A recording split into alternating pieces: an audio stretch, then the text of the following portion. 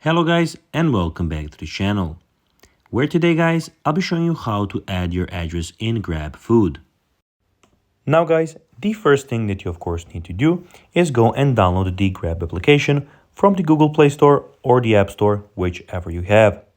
Now when you did that, you just need to go and log into your profile. But guys, if you do not have one, you can always go and register to Grab. But guys, if you do not know how to do that, you can always go to our YouTube channel where we have plenty of how to grab videos where you can see how you can do this. Now guys, that we got that out of the way, let's see what we actually have here in front of us. So here we have the home screen where you can go add your card, see your points, and see a lot of different things on the home screen that you can go and check out. On the activity tab, you can check out all of your activity. So at the moment I don't have any, but be sure guys, when you have some, they will appear here. On the payment tab, you can go and add your card and see everything about your transactions and payments.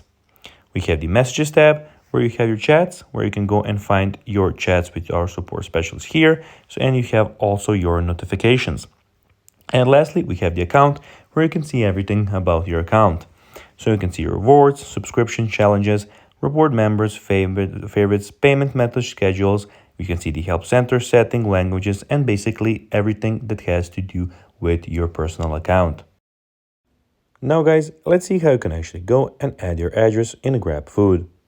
Well, to do so, you need to go down and find some restaurant that you would like your food from. Basically, when you find the item that you would like to go and order, you can click on it and here you can put your address. When you click add to basket, go to basket, and here you can put your address, and that's basically how you can do it. So guys, that will be everything for this video. I hope that you found this video informative and entertaining.